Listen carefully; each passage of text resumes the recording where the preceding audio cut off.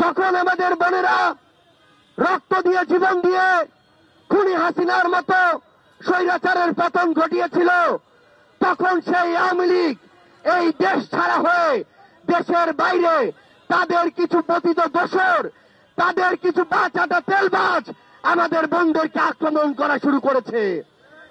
কারণ তারা জানে আমাদের বোনেরা যদি তাদের বিরুদ্ধে দাঁড়ায়, আমাদের বোনেরা যদি তাদের কণ্ঠস্বর সোচ্চার রাখে, তাহলে এই বাংলাদেশে ওই খুনিদের আর কোনো জায়গা হবে না।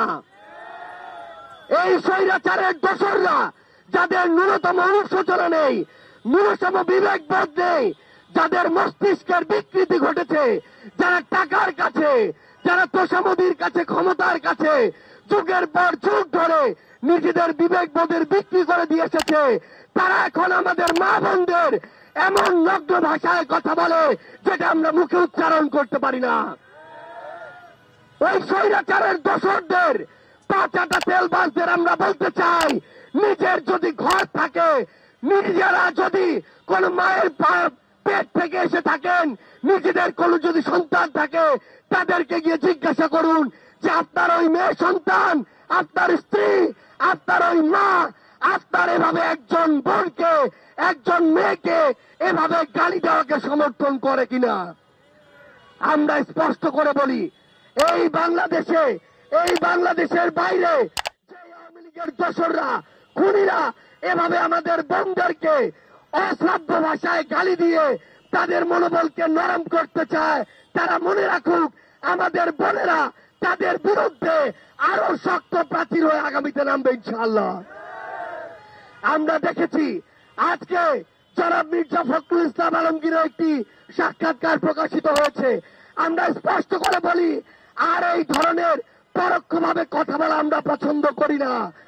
আমরা তাদের কাছে জানতে চাই, তারা ক্ষমতায় আসার জন্য জনগণের আস্থা যখন প্রতিনিয়ত হারাতে বসেছে, তখন কি আবার তারা ভারতের সাথে নেগোসিয়েশন করে, তাদেরকে খুশি করে, আওয়ামী লীগকে পিঠ চাপড়ে জাতীয় পার্টির সাথে নেগোসিয়েশন করে তারা কি এই বাংলাদেশে নতুন করে ক্ষমতায় আসতে চায় কিনা?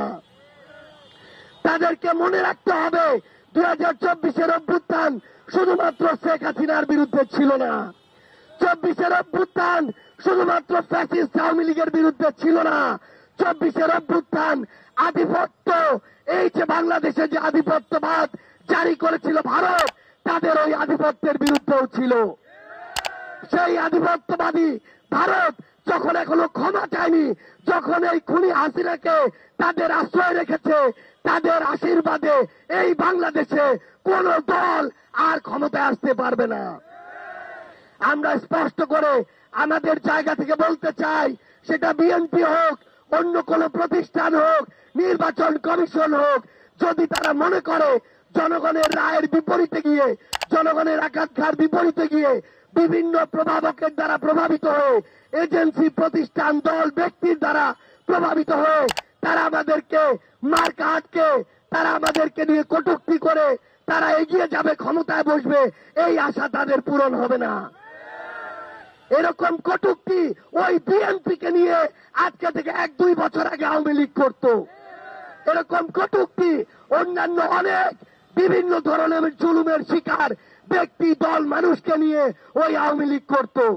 কিন্তু তাদের আজকে কি অবস্থা, সেটা থেকে জনাব মির্জা ফখরুল ইসলাম আলমগীরকে শিক্ষা নিতে হবে, বিএনপিকে শিক্ষা নিতে হবে, বাংলাদেশে আগামীতে রাজনীতি করতে চাওয়া প্রত্যেকটা রাজনৈতিক দলকে শিক্ষা নিতে হবে।